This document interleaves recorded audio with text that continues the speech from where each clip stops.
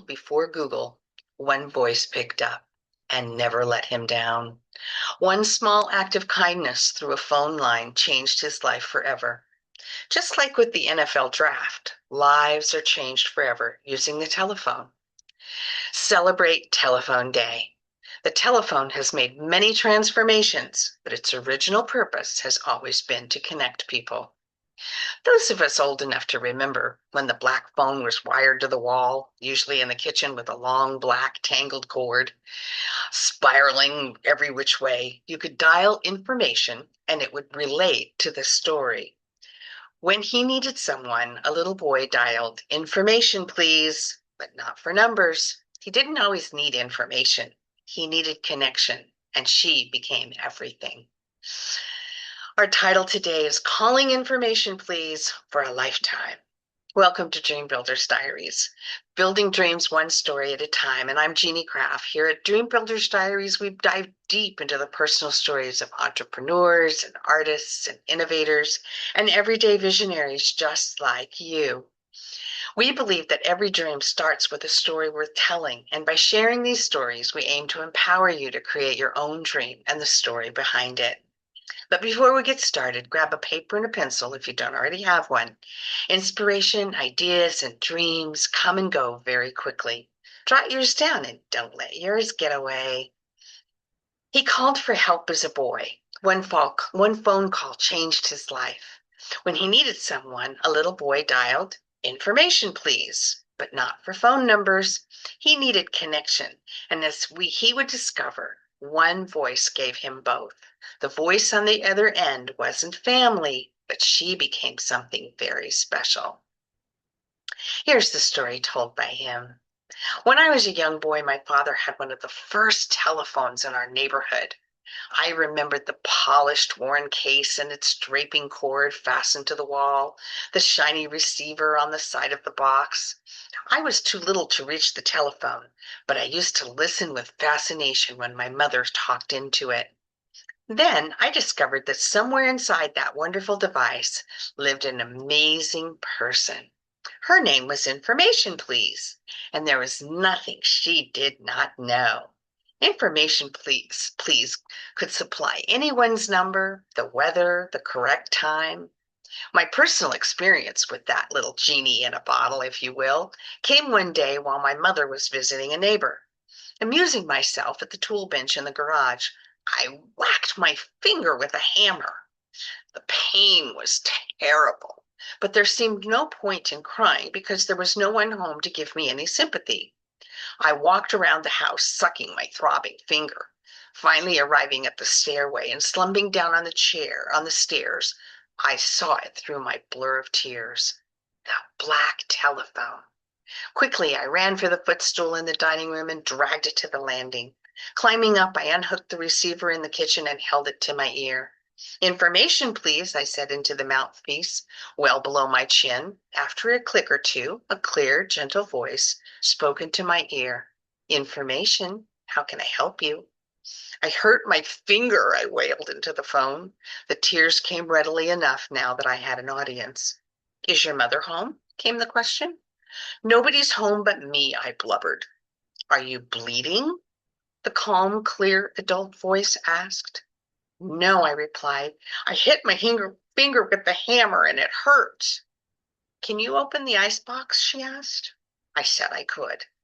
"Then I get an ice cube and hold it to your finger," said the voice. She waited patiently as I placed the phone on the floor and dragged the stool over to the fridge and got the ice cube out of the freezer box. She stayed on the phone with me for a few more minutes, talking to me about playing with my baseball mitt in the yard. Within minutes, my fingers stopped throbbing. After that, I called Information, Please, for everything. I asked her for help with my geography, and she told me where Philadelphia was. She helped me with my math. She told me my pet chipmunk that I had caught in the park could eat fruits and nuts, and I even called once and asked her how to spell Massachusetts. And then there was the time Petey, my pet canary, died, and I called Information, Please, and told her this sad story. She listened, and then she said the customary things grown-ups say to soothe a child. But I was not consoled. I asked her, why is it that birds sing beautifully and bring joy to all their families only to end up as a heap of feathers on the bottom of the cage filled with old newspapers? She must have sensed my deep concern, for she said quietly, Wayne, always remember that there are other worlds to sing in. Somehow I felt better. All this took place in a small town in the Pacific Northwest. When I was 9 years old, we moved across the country to Boston, and I missed my information friend very much, since it wasn't always the same person answering my calls now.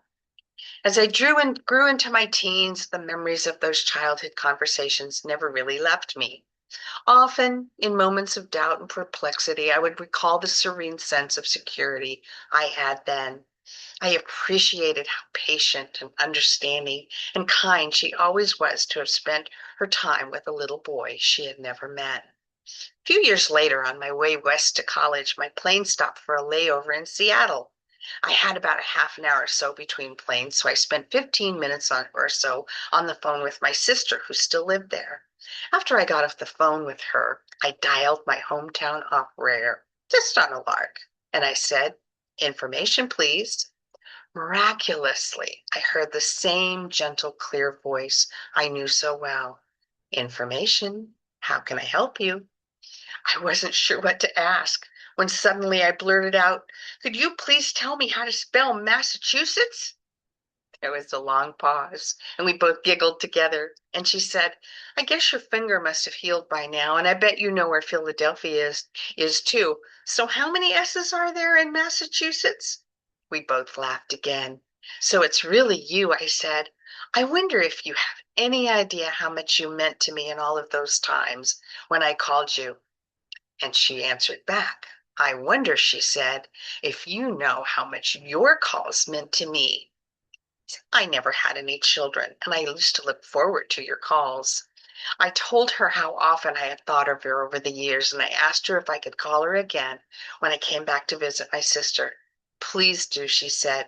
Just ask for Sally. So, what is your takeaway from our story today? I tell you this power story because we all must live in the present. Invest in today is to get the utmost in health and happiness and success. The clock is running. Make the most of every day. I also tell you this story because there's a little more.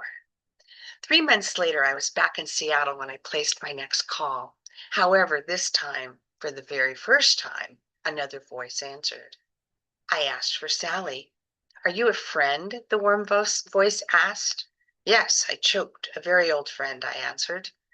I'm sorry to have to tell you this, she said, but Sally had been working part-time the last few years because she was sick, and she died 5 weeks ago.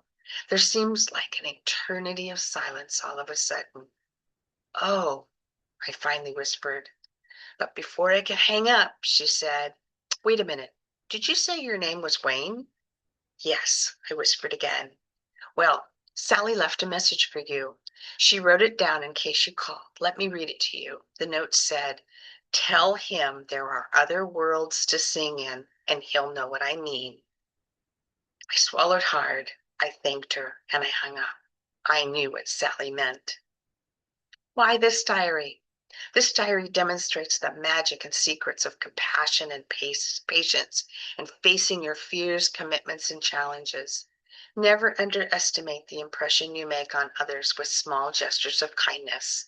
Whose life have you touched today?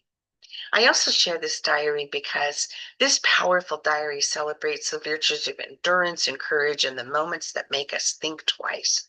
At any given time, we are all present in desiring to be better humans, and we can do that by simply learning something new each day, applying it either to ourselves or to how we relate to others.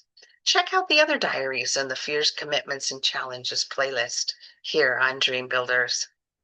He called information, please, as a kid and kept calling it into adulthood. An operator answered a random kid's call and unknowingly helped shape his entire life. He kept calling a stranger for years. People wondered why, and then they heard why. So, dreamers, Believe in yourselves, be passionate and work smart and know your why. Apply what you learn each day. And as you ponder the source of your dream in this diary, I wish you well. I wish you an abundance of resources and knowledge and wisdom with your time and your future success with your dream. Enjoy life and always, always be kind. I'm going to leave you with this quotation. There are other worlds to sing in. From Sally. Information, please. There are other worlds to sing in. Special thanks to Wayne, who learned about first aid for a hammer injury from Sally, his information, please, friend, and so many other things. And thank you to Sally, who shared those with Wayne. Special thanks to those of you who listen to Dream Builders Diaries regularly. I'm grateful to you. The honor to spend time with you is all mine. If you don't have it yet, get your 90-day Dream Builders Diary on Amazon and like, share this diary, and subscribe for more. Contact us to share your story. Thank you, and until next time, building dreams one story at a time.